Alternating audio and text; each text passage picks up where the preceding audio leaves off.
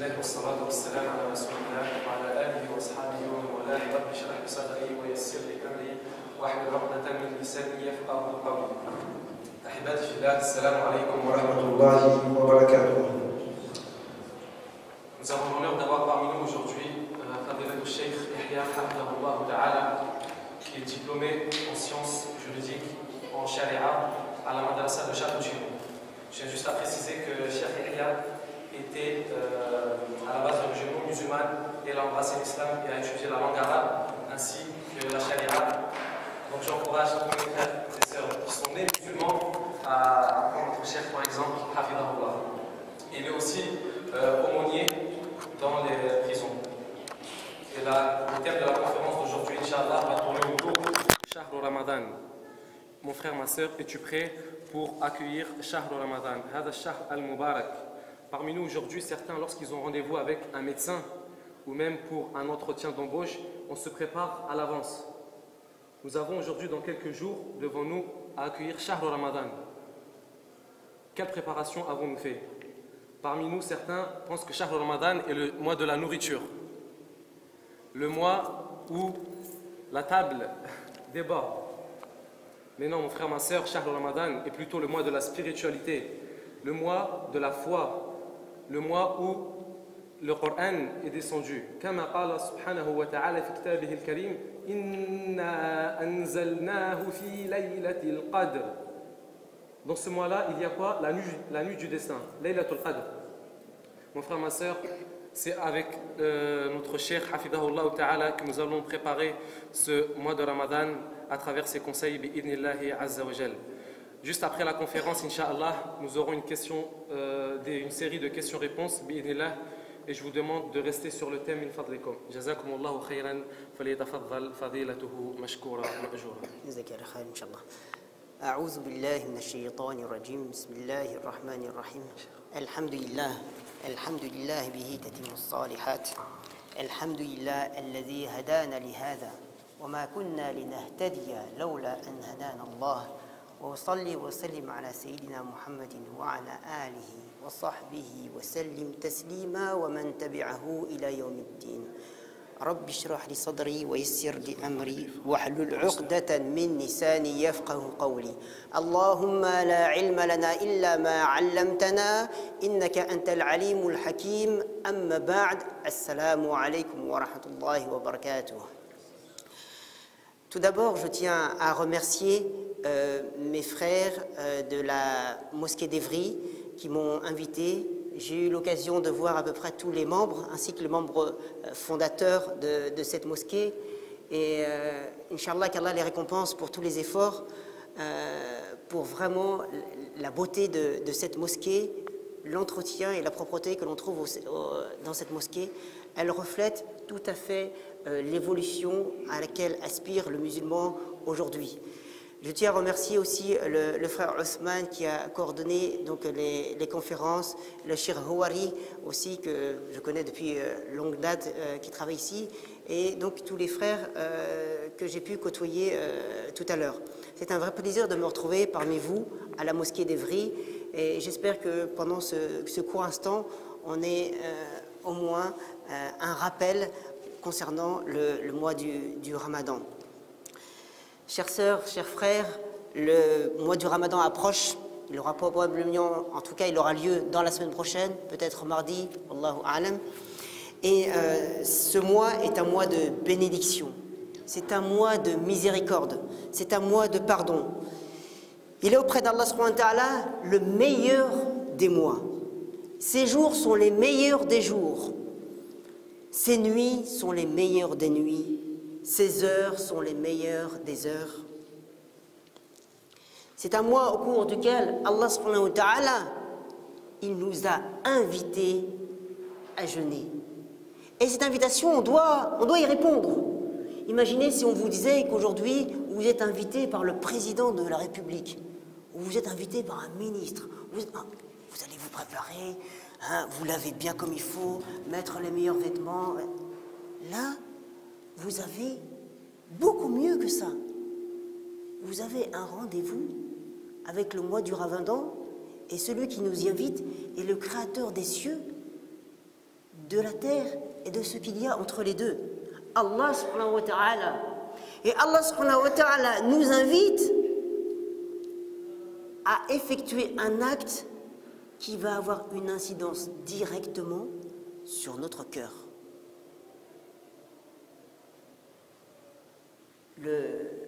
Allah subhanahu wa ta'ala dit dans le Coran, dans Surat al-Baqarah, يا أيها الذين آمنوا كتب عليكم الصيام كما كتب على الذين من قبلكم لعلكم تتقون.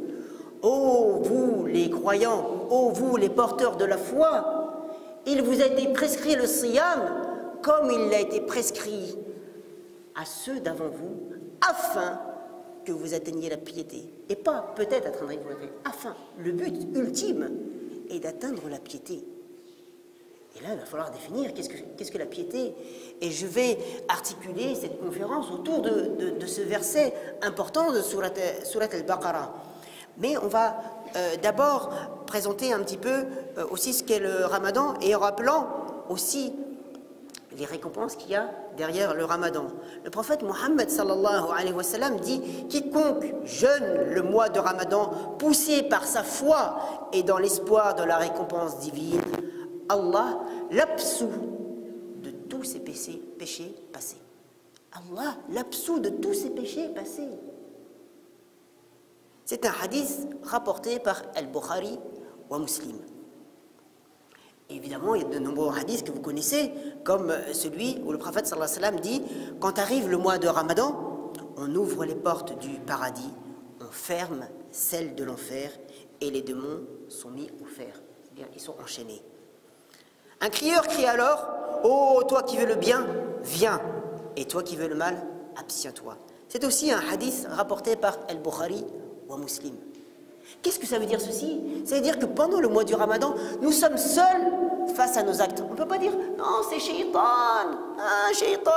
la'natullahu alayhi qui m'a poussé. » Non, c'est toi et ton nefs. Tu es face à toi-même. Tu es face à tes actes, face à tes paroles, face à tes pensées.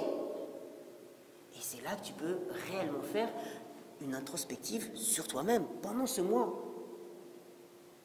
Et c'est pour ça qu'il faut s'y préparer. C'est pour ça que la différence entre le mois du Ramadan et les autres mois de jeûne, il faut au préalable an-niyya, l'intention. L'intention de jeûner doit se faire au préalable. On ne peut pas se réveiller le jour du mois du Ramadan et dire « Ah tiens, c'est le Ramadan, je jeûne. » Non. Cette préparation-là est essentielle. Parce que ces jours-là sont des jours très importants, où les bonnes actions sont multipliées. Hein? On est dans une période où ce sont les soldes, tout le monde va courir pour faire des bonnes affaires. Mais ça, ce n'est rien par rapport à ce qu'on va trouver auprès de notre Seigneur, Yawm al-Qiyamah. Il faut consacrer du temps à l'analyse de soi-même. C'est très important. Dans quel état se trouve mon cœur? Dans quel état se trouve mon cœur au jour d'aujourd'hui? Le prophète sallallahu alayhi wa sallam dit « Le mois du Ramadan approche. C'est un mois béni, dans lequel Allah vous a prescrit le jeûne. Les portes du ciel s'ouvrent, les portes de l'enfer se ferment, les diables sont enchaînés, et Allah a mis une nuit meilleure que 1000 mois. Et celui qui ne profite pas de son bienfait a loupé un grand bienfait. » C'est un hadith rapporté par Nasa'i. Imaginez, meilleur que 1000 mois, c'est-à-dire au cours du mois du Ramadan, une nuit qu'on appelle Laylatul Qadr, elle est meilleure que 1000 mois. C'est-à-dire 1000 mois, c'est à peu près 83 années. C'est-à-dire c'est la vie d'une personne. Une nuit meilleure que toute sa vie. Une nuit seulement meilleure que toutes ses nuits. Et c'est là qu'il faut vraiment s'y préparer. Avant de parler des éléments concernant cet aspect du cœur, on va quand même définir ce que c'est que le Ramadan. Le mot Ramadan vient de Rumida ou Rumda, qui veut dire une chaleur intense. Ceci est la définition étymologique. Mais au sens conventionnel, le mois du Ramadan est un mois qui existait déjà chez les Arabes. à l'époque pré-islamique, qui correspondait déjà au 9e mois de l'année. Et lorsque les Arabes avaient institué les mois de l'année, le mois le plus chaud, ils l'avaient appelé le mois de Ramadan. Évidemment, le mois de Ramadan a pris après un sens différent, puisque les théologiens ont dit qu'il n'était pas forcément lié à une forte chaleur, celle du climat, parce que comme vous le savez, le mois lunaire est décalé de environ 11 jours par rapport au mois solaire, donc on jeûne en été, en automne, en hiver, au printemps. Mais il est dit qu'au cours de ce mois-là, Allah subhanahu wa ta'ala brûle les péchés comme le feu brûle le papier. Allah subhanahu wa ta'ala brûle les péchés comme le feu brûle le papier. Évidemment, au cours de ce mois du Ramadan, ce qui est important, c'est le siyam, le jeûne. Et au sens étymologique, le mot siyam veut dire abstinence ou rétention. D'accord? Allah subhanahu wa ta'ala dans le Coran, concernant Maryam, alayha salam, il dit فَكُلِي وَاشْرَبِي وَقَرِّي عَيْنًا فَإِمَّا تَرَيْنَ مِنَ الْبَشَرِ أَحَدًا فَقُولِي إِنِّي نَذَرْتُ لِلرَّحْمَنِ صَوْمًا فَلَنْ أُكَلِّمَ الْيَوْمَ إِنْسِيًّا. Mange donc et bois et que ton œil se réjouisse. Si tu vois quelqu'un d'entre les gens du genre humain, dis-lui assurément, j'ai voué un jeûne au tout miséricordieux. Je ne parlerai donc aujourd'hui à aucun être humain. Donc on s'aperçoit que le mot siyam, il veut dire abstinence, mais d'un point de vue conventionnel, évidemment, c'est renoncer par piété à boire, à manger, avoir des relations intimes et tout ce qui est susceptible de rompre le jeûne du point du jour, al-fajr, et pas de l'aube, hein, parce que l'aube est déjà, le jour est déjà levé à l'aube, hein, mais du point du jour, al-fajr, jusqu'au coucher du soleil, al-maghrib. Donc il faut savoir que le jeûne, tellement il est important qu'il en est un pilier de l'islam, mais qu'aussi il avait été prescrit aux communautés avant nous. Allah subhanahu wa ta'ala, comme je le disais tout à l'heure, a dit Ya ayyuhalladhina amanu, ô vous les porteurs de la foi, kutiba alaykum as-siyam kama kutiba ala alladhina min qablikum la'allakum tattaqun. Donc il vous a été prescrit le jeûne comme il était prescrit aux gens avant vous, avant que vous atteigniez la piété. Donc à l'époque d'Abraham, alayhi salam, les Sabéens de Harran, ils observaient déjà un jeûne de 30 jours, sans manger ni boire de l'aube au coucher du soleil. Et ceci en l'honneur de la lune. Bon, bien sûr, l'islam, il va restaurer le jeûne obligatoire, mais selon la religion qu'il a eu l'honneur d'accorder au prophète Ibrahim, alayhi salam, Abraham, qui est que cette orientation et cette niya doit se faire forcément pour le créateur des cieux et de la terre, et de ce qu'il y a entre les deux, Allah subhanahu wa ta'ala. Donc, la notion du monothéisme est une dominante dans l'islam. Dans le judaïsme, les juifs, ils effectuent un jeûne de 24 heures, qui est très connu, qui s'appelle Yom Kippour, et qui est donc un jeûne du coucher du soleil jusqu'à la veille, jusqu'à la tombée de la nuit, le lendemain. D'ailleurs, on aura un jeûne pas équivalent dans la durée, mais il y a, parce qu'on leur a demandé pourquoi ils jeûnaient ce jeûne-là, et il avait été dit que pendant cette période-là, le prophète Moïse, alayhi salam, il monta sur le mont Sinaï. D'ailleurs, il en partit un lundi et en revint un jeudi. D'ailleurs, c'est pour ça qu'il jeûne aussi le lundi et le jeudi, comme nous musulmans. Donc ce jeûne de Yom Kippour, il était surtout lié à la commémoration de la sortie de l'Égypte. Lorsqu'il était pourchassé par Pharaon. Donc là, Allah subhanahu wa ta'ala, il a ouvert la mer, il a permis au peuple de croyants à l'époque d'échapper à l'injustice de Pharaon. Quant au christianisme, le jeûne, il faut rappeler que les premiers chrétiens, ils observaient un carême qui était de 6 semaines, dimanche excepté. Et donc, c'est-à-dire qu'ils jeûnaient à peu près 36 jours qui étaient réservés à l'abstinence. Ceci en souvenir du Christ. Donc nous, musulmans, on s'aperçoit qu'on entre tout à fait dans cette lignée et qu'on n'est pas, que l'islam, il n'est pas du tout étranger à cette pratique du jeûne, mais il vient renforcer les choses pour lesquelles Allah subhanahu wa ta'ala avait déjà donné des prescriptions au préalable. Donc le but du jeûne du Ramadan, comme on le disait tout à l'heure, le but du jeûne du Ramadan, il n'est pas de s'abstenir de manger et de s'abstenir de boire et de rechercher une souffrance dans la faim. Il y en a beaucoup qui pensent que c'est seulement, voilà, c'est la recherche de la faim, hein, et cette servitude auprès d'Allah subhanahu wa ta'ala à travers la recherche de la faim. Non, ce n'est pas un but d'avoir une souffrance, hein. Ce n'est pas une souffrance qu'on se fait à soi-même au niveau de la faim et de la soif, mais c'est une libération de nos passions. Et ça, c'est très important. Le fait de se dire qu'on peut être esclave de choses interdites, mais on peut être aussi esclave de choses qui sont licites, comme le fait de manger, le fait de boire, on peut s'y accrocher, le cœur peut s'y accrocher. À ce moment-là, le cœur, on fait cet effort-là pour dire que, en fait, plus que les choses, même licites, auxquelles je peux être lié sur cette terre-là, je m'en abstiens pour arriver à comprendre ce qui est le sens de l'adoration, l'ibada. Et que si Allah subhanahu wa ta'ala, il nous prenait cette nourriture-là, alors on ne pourrait plus vivre.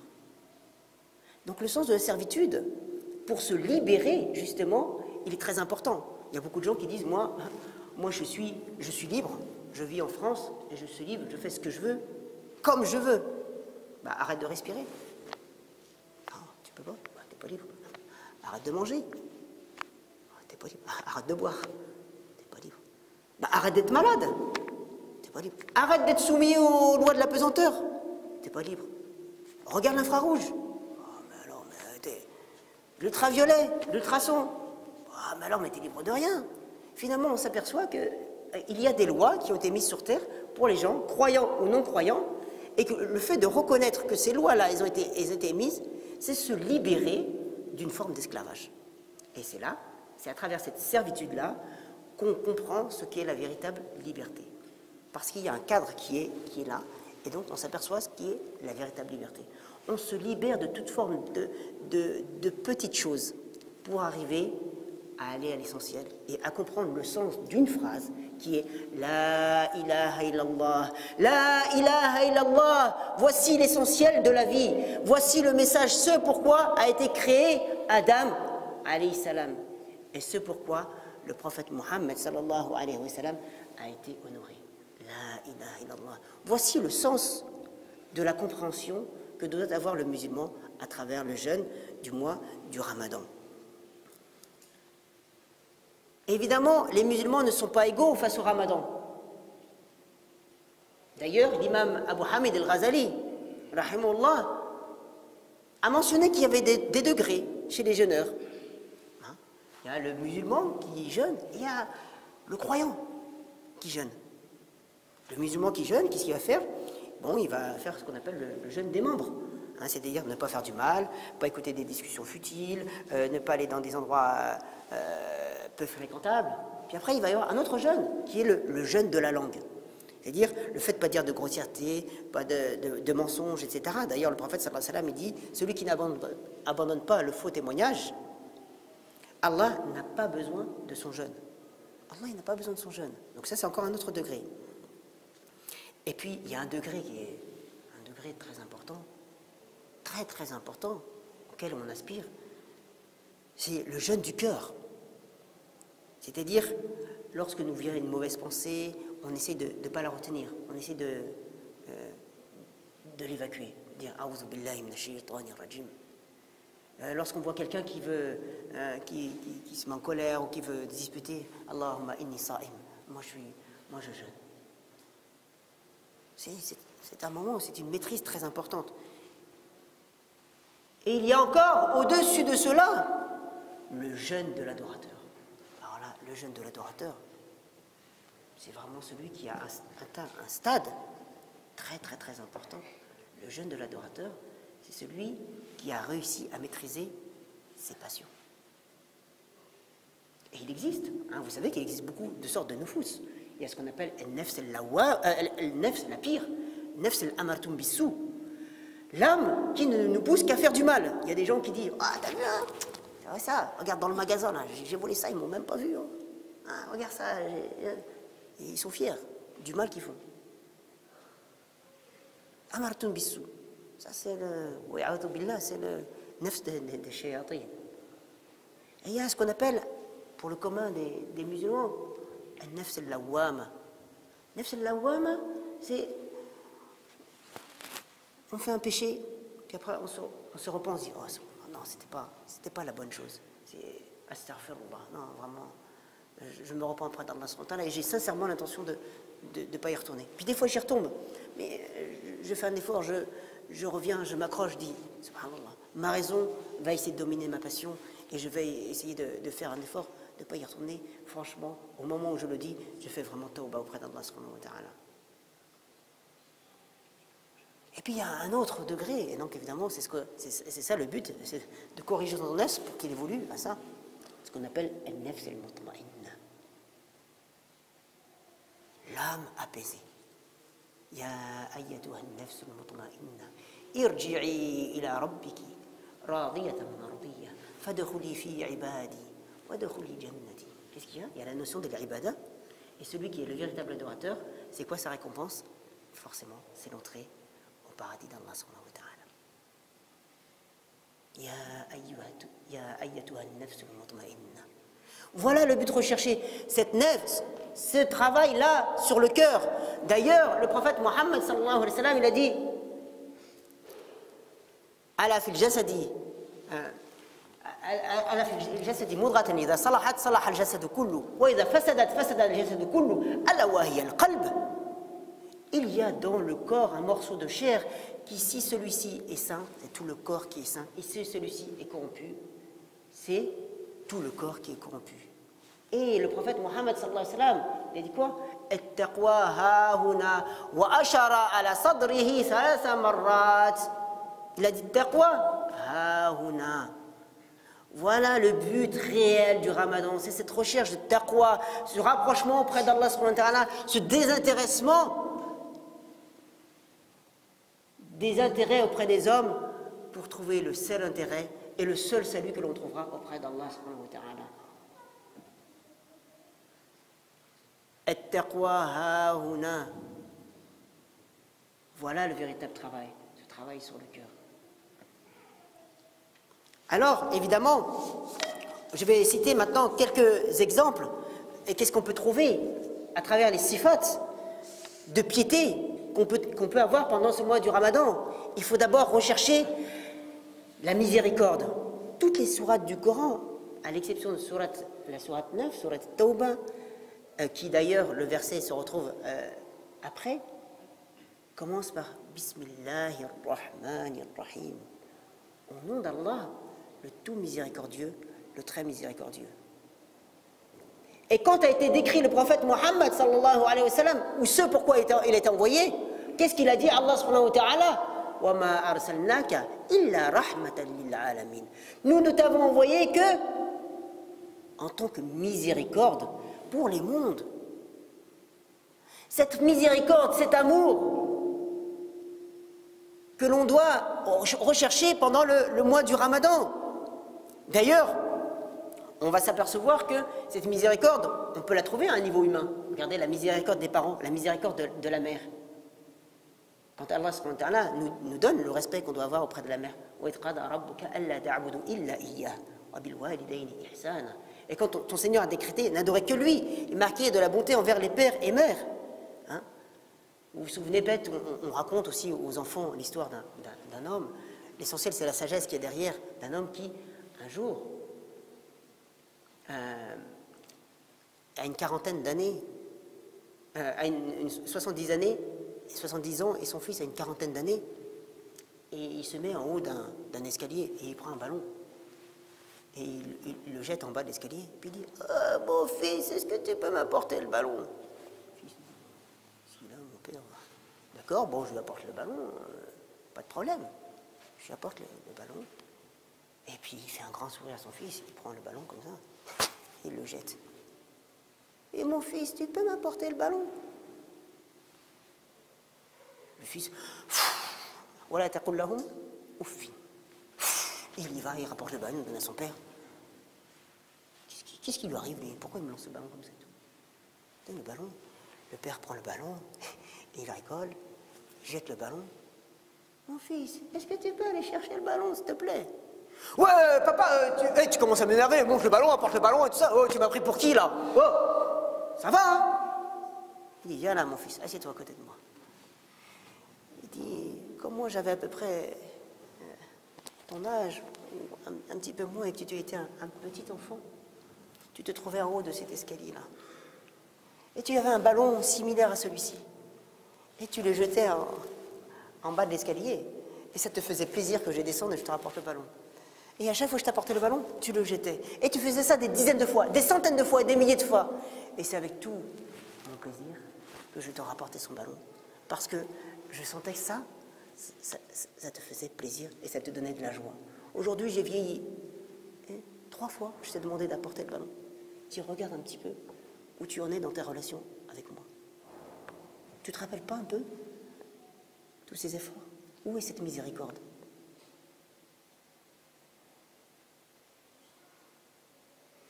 Cette miséricorde-là, elle n'est rien par rapport à la miséricorde d'Allah subhanahu wa ta'ala. Ce n'est rien. Cette histoire-là, c'est pour vous dire que ce n'est rien par rapport à la miséricorde d'Allah subhanahu wa ta'ala. Mais si vous cherchez la miséricorde d'Allah subhanahu wa ta'ala, alors soyez vous aussi miséricordieux. Soyez vous aussi bon envers vos prochains, envers vos frères, envers vos sœurs, envers vos épouses, envers vos enfants. Il y avait parmi les gens anciens des gens qui n'embrassaient jamais leurs enfants. Et il leur a été fait ce reproche.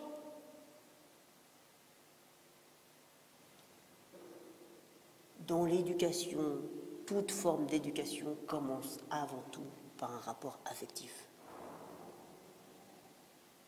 Et même dans l'éducation spirituelle, on enseigne à nos enfants aujourd'hui, vous savez ce qu'on leur enseigne? On leur enseigne le Coran, on leur enseigne la prière, on leur enseigne le fiqh, on leur enseigne la langue arabe. Et à 15 ans, 20 ans, 30 ans, on les voit, ils quittent la mosquée. Vous savez pourquoi? Parce que tout simplement, on ne leur a jamais enseigné à aimer Allah subhanahu wa ta'ala. C'est la base. La base même de l'éducation, c'est cette éducation du cœur.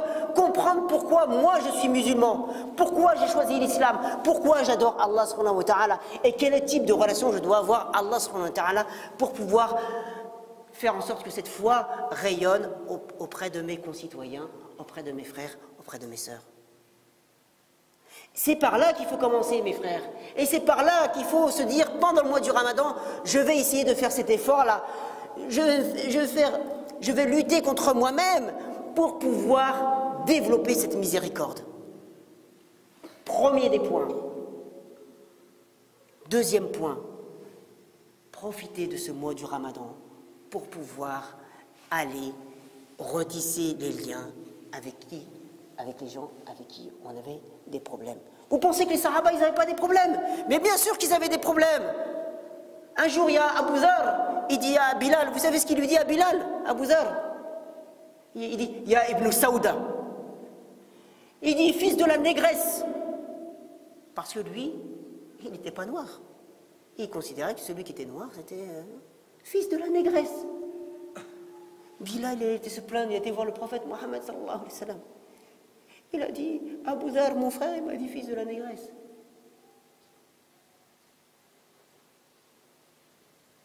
Et le prophète sallallahu alayhi wa sallam, il a été convoqué. Abu Zar. Et il lui a dit, c'est vrai que tu lui as dit ça?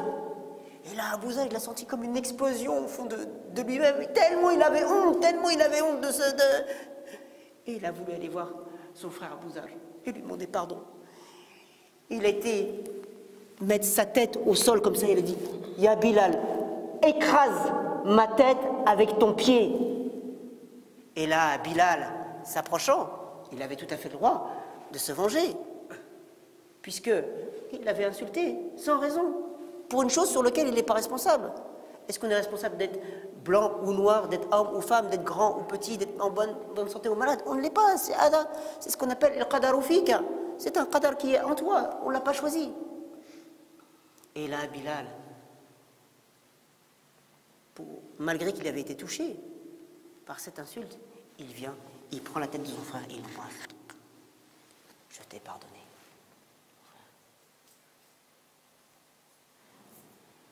L'islam, il est venu nous apporter ces notions-là. Les Arabes, avant l'islam, à l'époque pré-islamique, des fois ils se faisaient des guerres pendant 40 ans.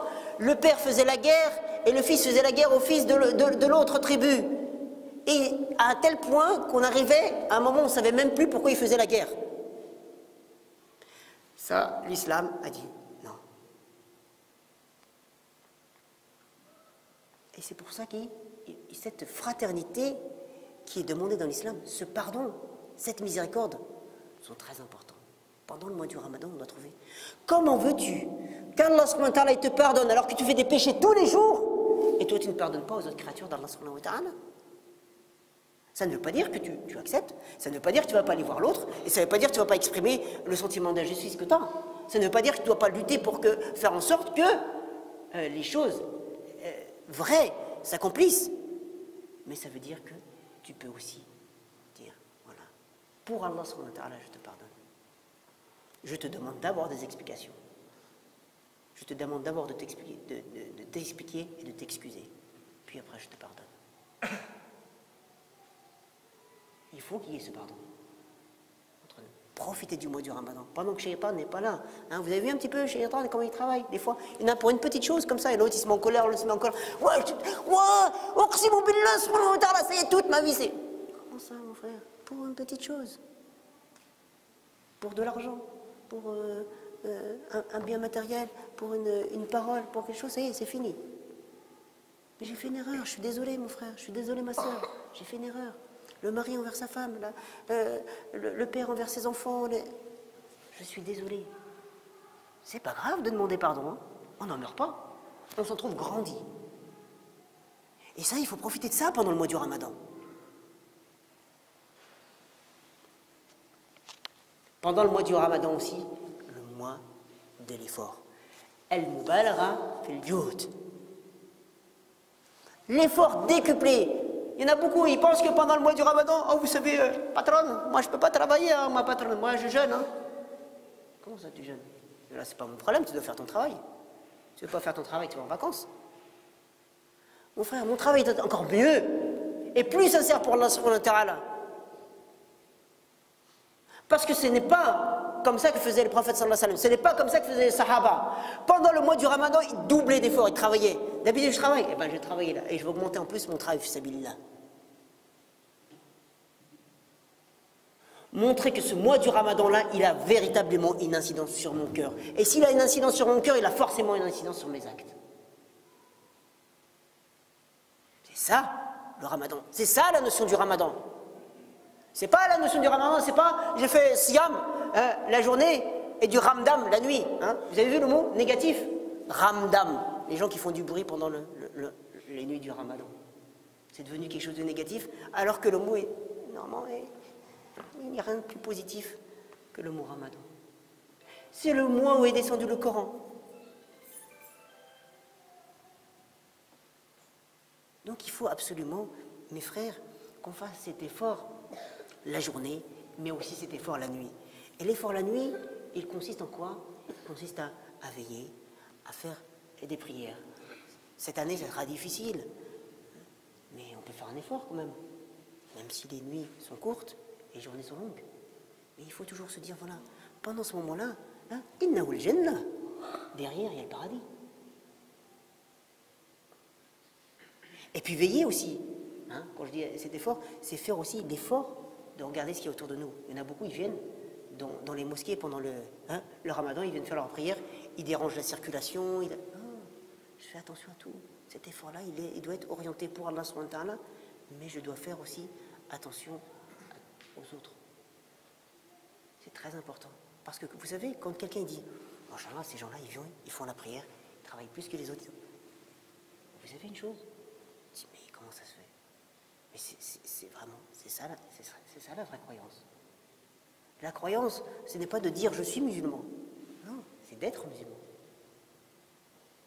Nous, on est toujours dans le paraître. On veut montrer, toi. On veut montrer qu'on est musulman. On veut montrer qu'on a... Mais alors, c'est pas ça. C'est cette incidence-là qu'il va y avoir sur le cœur. Donc cet effort-là, il est très important. Pendant le mois du Ramadan, c'est aussi le jeûne, le moment du repentir.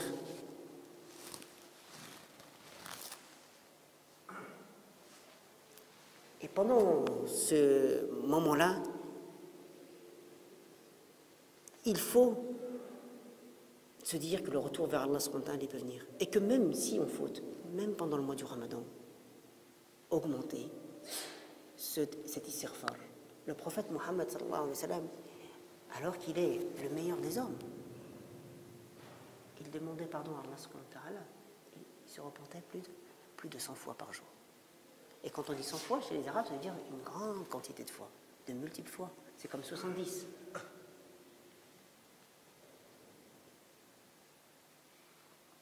Le mois du Ramadan, c'est aussi l'école de la patience. Et l'école de la patience, ça veut dire qu'au bout d'un moment, il va falloir qu'on développe nos actions et qu'on minimise nos paroles. Parce que plus on parle, et plus on a des risques de faire de l'riba, de faire de namima, de parler sur l'autre. Oh, regarde celui-ci, je ne m'aime pas, celui-ci, machin. Mais tu t'en fiches.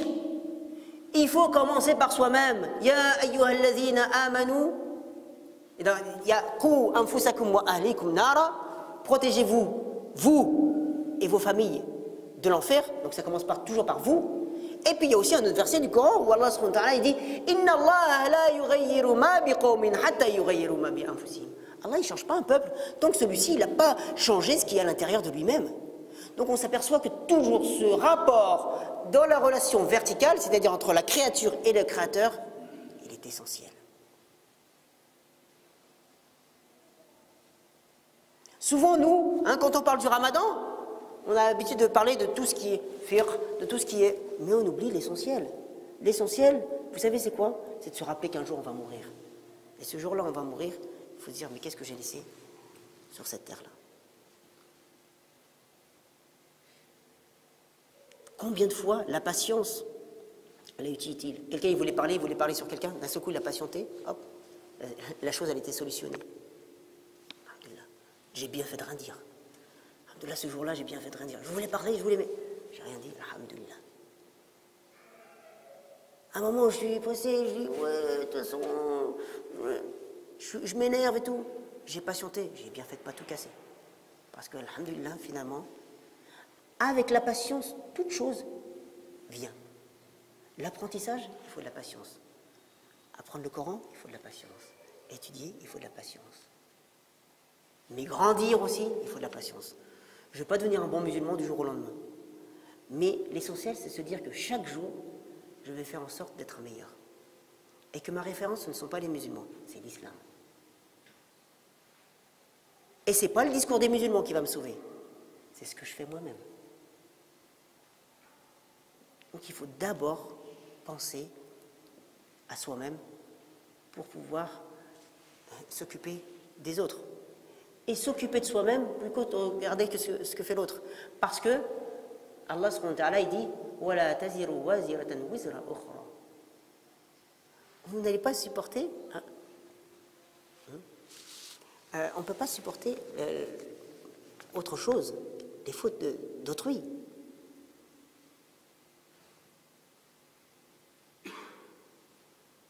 Il faut absolument qu'on puisse pendant ce mois du Ramadan-là, se dire je vais me consacrer à moi-même. Je vais faire un effort sur son cœur. Et ce cœur-là, il est déterminant de toute chose. Et pendant ce siyam-là, les diables sont enchaînés, et le fait que je ne mange pas et que je ne boive pas, il diminue en moi les passions. Parce que le shaitan, il circule dans notre sang, hein, et c'est ça qui fait qu'il crée des passions. Mais lorsque on s'abstient de manger, à ce moment-là, nos passions diminuent. Le shahwa, elle diminue. Et donc, à ce moment-là, on peut revenir à l'essentiel et on peut guider cette âme. Le corps, si vous voulez, il n'est qu'une enveloppe. Mais le plus important à éduquer, c'est cette âme qui en a. Donc, le jeûne du mois de Ramadan, il va nous servir à ça. Le jeûne du mois de Ramadan, il va nous servir aussi à plus de justice sociale, partager avec les autres. Ben voilà. Donc on s'aperçoit que à ce moment-là, pendant le mois du Ramadan, je dois donner aux autres, enlever un petit peu de mon avarice, enlever un petit peu de mon égoïsme, enlever un petit peu de l'injustice sociale qu'on voit partout, partager, inviter mes voisins, même s'ils ne sont pas musulmans, ils ont le problème, c'est pas grave, je vous invite à partager un repas avec moi. Les autres musulmans, je vous invite à, je vois qu'il n'a pas beaucoup de ressources, discrètement, voilà mon frère, hein, je vais t'aider. Je vais faire en sorte que je vois quelque chose qui n'est pas bien dans la société, j'y contribue. Ça c'est essentiel, ça c'est important. Donc c'est-à-dire cette dimension verticale entre la créature et son créateur, elle va donner une dimension horizontale, c'est-à-dire entre la créature et les autres créatures d'Allah subhanahu wa ta'ala. Il faut savoir aussi que le jeûne du Ramadan, c'est aussi un jeûne thérapeutique, puisqu'il a une incidence sur notre organisme. L'organisme, il fonctionne tout le temps, notre estomac, il fonctionne tout le temps. Pendant le mois du Ramadan, on met l'organisme, un tant soit peu, au repos.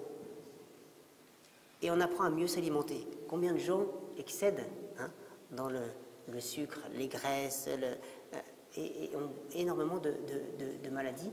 Pendant ce mois-là, ce qu'ils avaient un petit peu en surplus, il va commencer à s'amenuiser. Et là, il faut trouver des nouveaux réflexes d'alimentation. On mange trop. On mange trop et on tombe malade. Oh, combien de gens qui sont touchés par le diabète et le cholestérol dans la communauté musulmane. On va profiter de ce mois-là pour se dire finalement, je suis en meilleure santé lorsque je m'alimente moins. Et ça me permet aussi de penser aux autres dans le monde qui n'ont pas toujours tout ce qu'il faut. Ça me permet d'être plus proche d'eux aussi. Le jeûne du mois du Ramadan aussi, c'est développer l'organisation. On a déjà les prières qui nous permettent de nous organiser. Ben là, il va falloir organiser nos repas, il va falloir organiser... Donc c'est-à-dire, l'islam d'une manière générale, c'est l'organisation. C'est apprendre à devenir organisé. Si on est organisé dans nos actes, on est organisé dans notre tête. Si vous voyez quelqu'un qui est dans la rue, il marche comme ça et tout, vous dites, oh là là, franchement, je ne vais pas l'embaucher celui-là. Son bureau ne sera pas forcément bien organisé. Mais si on voit quelqu'un, il est posé dans sa tête, il réfléchit, dans sa manière de parler, dans sa manière de marcher, etc., ben, ça peut être aussi quelques signes pour dire l'islam, il nous habitue à s'organiser, organiser notre temps. On n'a jamais vu des gens plus désorganisés que nous. Tiens, on se fixe rendez-vous, quand? Entre Zohr et l'Asr. D'accord. Entre le Maghreb et l'Isha. Mais quand? Ah, Inch'Allah, on se verra. Non, il faut apprendre. C'est-à-dire, on ne sait pas que quand on est en retard à un rendez-vous, on fait perdre du temps aussi à autrui. Par contre, lorsqu'il y a vous avez vu le Ramadan, quand il est l'heure de iftar, Inch'Allah, on est tous présents. Et donc il faut profiter de ce moment-là pour se dire, pour toute chose, je dois aussi apprendre à m'organiser. Et surtout, le jeûne, on peut dire qu'il est vraiment, d'une manière générale, l'école de la piété. Il casse les tranchants du désir, il affaiblit son influence, son ardeur. Le prophète sallallahu alayhi wa sallam, il dit, en ce qui concernait les jeunes, hein, il disait « Ya ma'shara, oh, vous les jeunes,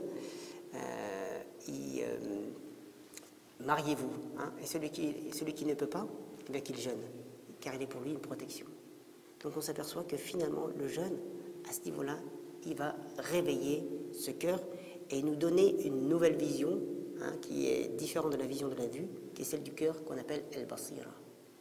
Celui qui atteint le degré d'El-Basira, il voit des choses que les autres ne voient pas. Il voit des choses avec les yeux du cœur. Et celui qui voit avec les yeux du cœur, Allah subhanahu wa ta'ala, il l'oriente sur son chemin. Un homme pieux, je ne sais plus si c'est Hassan al-Basri, rahimahullah, qui disait « Si les rois savaient ce que nous cachons au fond de notre cœur, ils viendraient nous l'arracher avec une épée. » L'homme le plus heureux sur cette terre est le musulman. Vous savez pourquoi? Parce que, et je vais prendre une phrase qui n'est pas une phrase de l'islam, c'est une phrase de Sénèque, qui dit « Il n'est de vent favorable que pour que celui qui sait où il va. » Et le musulman, il est heureux parce que lui, il sait ce pourquoi il est sur terre. Il a compris ce pourquoi il est musulman, et il a compris quel est son devenir. Il n'est de vent favorable que pour celui qui sait où il va. Je vous souhaite, Inch'Allah, à tous un bon ramadan. Ce n'est qu'un rappel. J'aurais pu faire évidemment quelque chose autour de plus technique, mais je pense que ça viendra avec les questions. Wa sallallahu ala sayyidina Muhammadin wa ala alihi wa sahbihi wa sallim taslima. Je pense que j'ai respecté les horaires.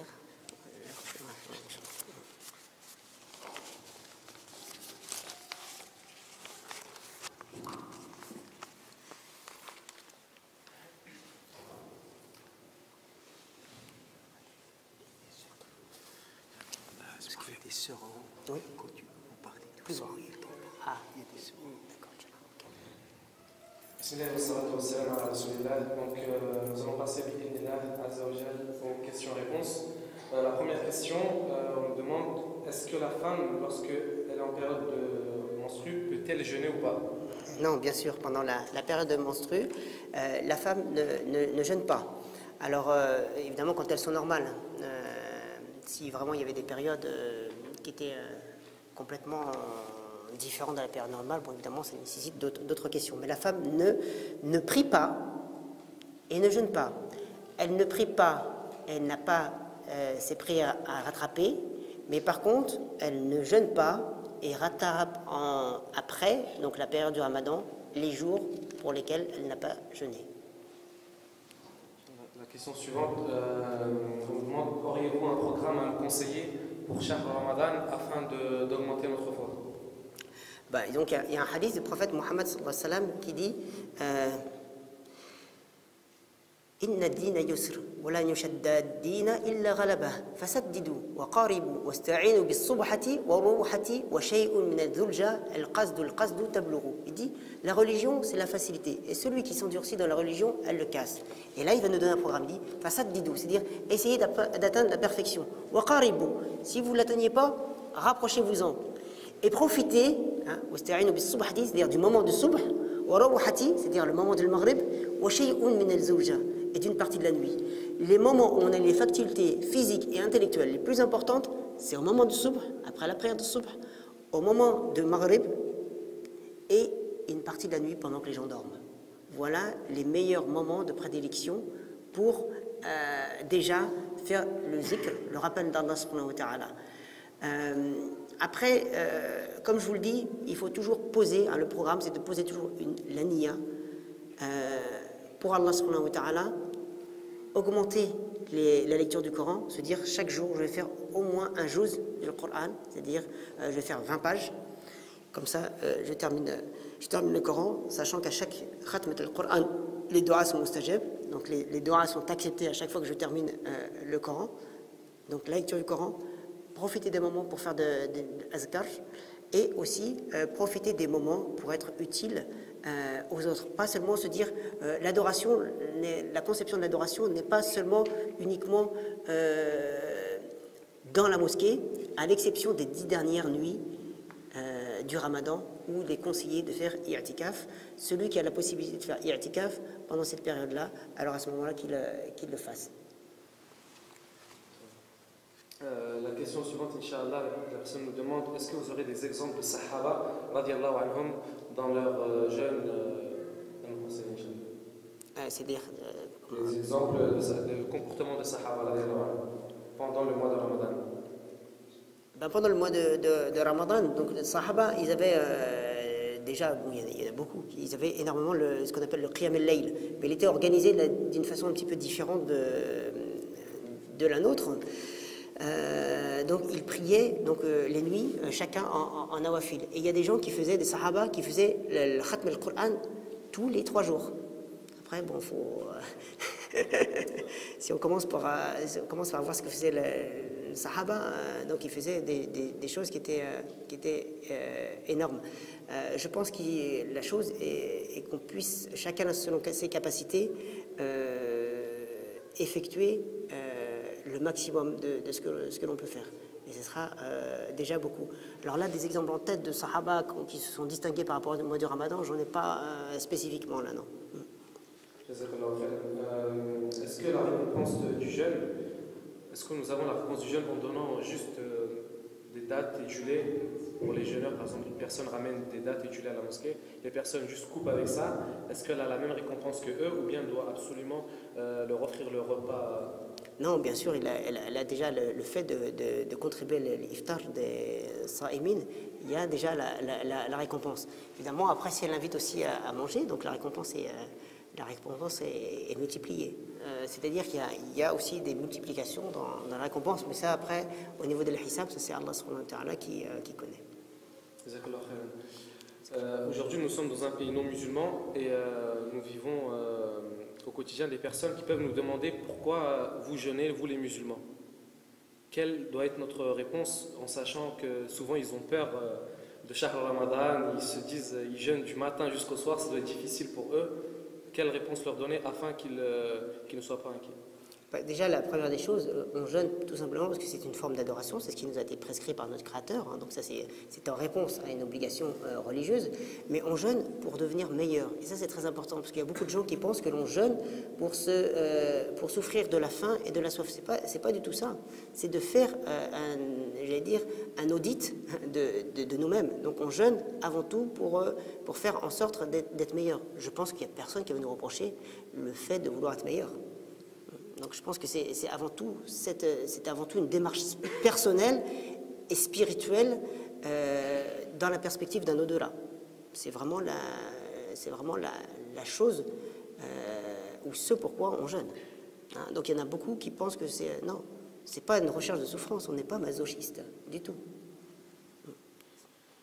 Nous n'aurons pas le temps, Inch'Allah, de faire toutes les questions. Donc nous allons conclure avec la dernière question du fils du Cheikh Yahya Hafidahullah Ta'ala, le jeune Ali, qui demande pourquoi on doit jeûner. Pourquoi on jeûne? Donc là, j'ai essayé alors, comme je l'ai dit, le but même du jeûne, hein, et il a été dit dans le verset du Coran, c'est on jeûne pour atteindre cette piété, se libérer de la servitude, hein, c'est-à-dire de l'esclavage de nos passions, pour aller adorer le Créateur de toute la création. Donc c'est vraiment c'est une libération de tout pourquoi le cœur pourrait s'accrocher. On pourrait dire que d'une manière générale, chaque personne, chaque être humain, il croit. Mais le cœur de chacun ne s'accroche pas à la même chose. Il y a des gens qui vont s'accrocher à la vie d'ici-bas. Il y en a qui vont s'accrocher à des choses matérielles, il y en a qui vont s'accrocher aux femmes, il y en a qui vont s'accrocher au pouvoir, il y en a qui vont s'accrocher à l'argent, il y en a qui vont s'accrocher à... Donc le cœur s'accroche et s'enracine dans la chose, ce pourquoi il entretient ou il a l'intention de sa passion. Donc chaque personne adore finalement. Hein? Et chaque combat idéologique qu'une personne fait et auquel elle s'accroche, il y creuse des racines de plus en plus profondes. Et donc, l'islam, il vient pour nous dire, mais toute chose autre qu'Allah subhanahu wa ta'ala, à laquelle vous allez vous accrocher, elle est éphémère. Pourquoi? Parce que toute autre chose, elle n'est que créature ou création. Et donc, elle est forcée de disparaître. Et on s'aperçoit de fois même la stupidité dans des choses qu'on adore. Omar ibn al-Khattab, radiyallahu anhu, il disait, il y a deux choses que je faisais à l'époque d'Al Jahiliya, une qui me fait rire aux éclats et une qui me fait pleurer. Il dit la chose qui me fait rire aux éclats, c'est que je confectionnais une idole avec mes mains, hein, donc je faisais. Et lorsque j'avais faim, je la mangeais. Et quand je pense à ça, je dis comment j'adorais quelque chose que je mange. Hein, c'est comme quelqu'un, il fait une statue, il adore la statue, mais c'est lui qui est le maître de la statue. Finalement, ça devient stupide d'adorer quelque chose que moi j'en suis l'auteur. Et il dit la chose qui me faisait pleurer, c'est j'avais une fille, et comme tous les gens, les Arabes de l'époque, on considérait que la fille, elle n'apportait pas les mêmes bénéfices que les hommes, et je l'enterrais vivante. Et lorsque j'étais en train de l'étouffer, elle me caressait la barbe. Lorsque je suis dans l'islam aujourd'hui, je dis, mais quel être je pouvais être pour avoir fait quelque chose de semblable. Donc, c'est très important de se dire que l'enracinement du cœur, et toute personne, dans sa fitra, elle adore Allah subhanahu wa ta'ala. Et si elle n'adore pas Allah subhanahu wa ta'ala, elle va adorer autre qu'Allah subhanahu wa ta'ala. Parce que c'est ce pourquoi, comme la vie existe et la mort existe, le cœur spirituel existe et son orientation, et il s'accroche quelque part, où que ce soit. Juste en bref, Inch'Allah, Mohamed Al-Barji demande juste si vous pouvez nous partager votre histoire, votre reconversion à l'islam et vos débuts dans l'apprentissage de la langue arabe ainsi que de la charia, si c'est possible. Voilà, juste en quelques mots. Alors, il faut savoir que mon rapport avec la religion, déjà, il est très, très ancien, hein, puisque j'ai ma grand-mère qui m'emmenait à l'église depuis l'âge de 6 ans. Donc, j'avais l'habitude de fréquenter un peu les églises. Hein, j'ai fait donc, la profession de foi, hein, j'ai fait le pèlerinage à Lourdes. J'étais dans des mouvements chrétiens, hein, comme la jeunesse ouvrière chrétienne, et donc le rapport avec la religion, il était déjà présent. On m'enseignait à l'époque, à l'école, que donc la religion des Arabes, c'était l'islam, et la religion des Français, c'était le christianisme. C'était aussi simple que ça. Donc nous, on se disait que, donc évidemment, la religion d'un Français, c'est forcément le christianisme. Donc je n'avais pas besoin d'aller chercher ailleurs, puisque c'était la religion qu'on m'a toujours inculquée, dont je pensais que c'était une réalité. Je n'avais pas cette notion, lorsque j'étais plus jeune, d'une recherche, d'une quête spirituelle ou de développement d'une quête spirituelle. C'est-à-dire on fait des choses culturellement, comme des musulmans pratiquent aujourd'hui l'islam de façon culturelle. Puis il y a eu énormément d'événements. J'ai eu le mariage déjà de ma mère qui s'est mariée avec un musulman. Un musulman de la Guinée, Guinée-Conakry. Et je l'ai vu à un moment, il fait sa prière. Allahu Akbar. Je dis, oh, c'est quoi ça?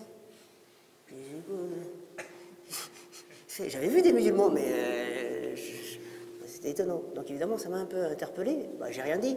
J'ai commencé à ouvrir le dictionnaire, j'ai regardé 75% de musulmans, j'ai cherché islam, j'ai trouvé la shahada dans le dictionnaire. La ilaha illallah Muhammadun Rasulullah, écrit en lettres latines. Pourquoi je l'ai appris, je ne sais pas. Je l'ai appris, la ilaha illallah. Un jour, je viens, je le vois, et puis je dis la ilaha illallah Muhammadun Rasulullah. Je dis, mais qui t'a appris ça? J'ai pas le dictionnaire.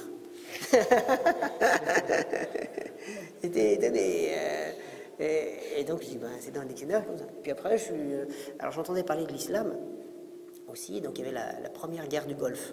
Et donc là, on nous martelait avec la première guerre du Golfe.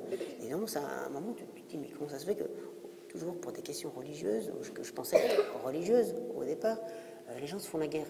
Je dis, ben, je vais essayer de lire un petit peu ce qu'on trouve donc dans la Bible et ce qu'on trouve dans le Coran. Et puis après, faire une comparaison. J'ai acheté un Coran traduit, Coran René Kawam, je me souviens, une librairie à Angers, où je suis originaire. Et j'ai lu tout, j'ai rien compris. J'ai tout lu. Après, j'ai commencé à relire, tu vois, parce que, en fait, au départ, ce qui est difficile, c'est qu'il y a un thème, après un autre thème. Et je ne savais pas qu'il y avait d'autres musulmans qui pratiquaient. Et donc, j'ai commencé Donc voir cet homme-là, il m'a appris les ablutions, mais on ne priait pas ensemble. Chacun était. Donc, et après, moi, j'ai commencé pendant 6 mois à faire la prière en français. Je ne savais pas comment on le faisait en arabe. Et je ne connaissais pas d'autres musulmans. Puis un jour, il y a un garçon dans ma classe, il me dit, mais en fait, il y a une mosquée ici et tout. Je dis, en France, il y a une mosquée, ça existe. Je dis, oui, elle est là-bas et tout. C'était vers quel âge tout ça? Alors, c'était vers 19 ans. Ça, c'était vers 19 ans. L'histoire de la mosquée, c'était à 19 ans. Donc je vais à la mosquée, et je dis, bah viens avec moi. Il me dit, non, moi je vais pas. Non, il me dit, moi je rentre pas à la mosquée. Je dis, mais pourquoi? Puis il me dit, non, bah. Je dis, mais attends, viens, comme ça on va demander. Donc à l'époque j'étais en BTS. Je dis, bah viens, comme ça tu vas demander, tu feras Dora pour avoir tes examens et tout. Il me dit, non, il me dit, non, Et il me dit, non, j'y vais pas. Il n'a jamais voulu rentrer. Puis là, je vois un président de la mosquée, il s'appelle Bouchaïb, il est en train de balayer le sol. La mosquée, je dis, oh, un président qui balaye la mosquée, oh là là, quelle modestie et tout. Et puis je commence à rentrer à la mosquée, et puis là, les gens ils commencent à me parler, Masmouk et tout. Je dis, quoi? Je comprends rien, moi, ce que vous me dites. Ah, il dit, c'est quoi ces Arabes là, qui ne connaissent même pas la langue arabe et tout? Je dis, excusez-moi, moi je suis français, je ne connais rien de l'arabe. Puis quelques semaines après, je vois une affiche, un institut qui donne des cours de langue arabe et tout. Je dis, Inch'Allah, si j'ai mon examen, tiens, je vais aller apprendre l'arabe, comme ça sera, au moins je comprendrai la khutbah de Jumu'ah.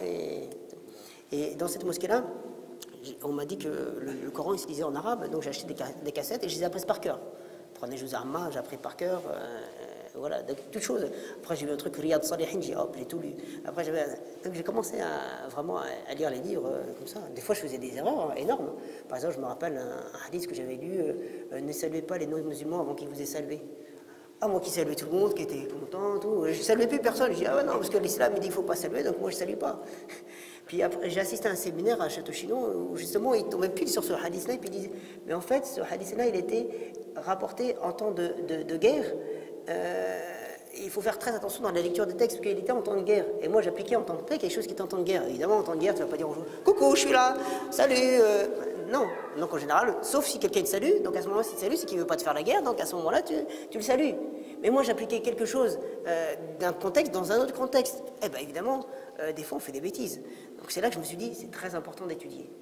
Et là, à partir de ce moment-là, je me suis dit, comprendre l'islam, ou comprendre que l'islam, il est simple, ça demande quand même un temps d'étude qui est très très important. Donc j'ai commencé par la langue arabe, et donc au départ, j'avais juste une intention d'étudier 1 an, et puis finalement, voilà. Donc ça s'est fait comment? J'avais pas d'argent, mes parents ne voulaient pas me payer les études non plus. Ma mère m'a donné une voiture, j'ai pris la voiture, je l'ai vendue, j'ai vendu le dimanche, et le lundi, c'était les cours. Je suis arrivé ici, 15 jours après, on m'a dit, ah, barakallahu fik, Yahya, la voiture, on l'a cassée, l'assurance, ça nous a remboursé encore plus que ce que tu nous l'avais vendu. J'ai dit, ah bon, alhamdoulilah. Au moins, on a fait 2 heures. Moi, j'ai pu étudier, et toi, au moins. Et donc, ça a commencé comme ça, et puis après, j'ai commencé à travailler pour financer mes études, et puis j'ai continué jusqu'à la fin du cursus, et puis depuis, je n'ai pas quitté. J'ai commencé même à y travailler petit à petit, et puis ça continue. Ça fait 20 ans que ça dure maintenant, voilà. Jazakallah khairan, barakallahu fik. Le Cheikh Yahya Hafidahullah, c'est la première fois qu'il nous rend visite et on espère que ce sera vraiment pas la dernière fois. Laysa kadhalik ya Cheikh. Inch'Allah. Bala, Inch'Allah. Allah Barakallahu fikum. Donc je vous annonce juste la semaine prochaine, bi'idhnillah, ba'da salatul asr, il y aura aussi une autre conférence, bi'idhnillah, avec Cheikh Hassan Bounamcha Hafidahullah. Donc samedi prochain, après salatul asr. Barakallahu fikum. Wassalamu alaykum wa rahmatullahi wa barakatuh. Donc, nous, Inch'Allah, nous remercie Cheikh Yahya d'abord d'avoir accepté de répondre à notre invitation. Et là,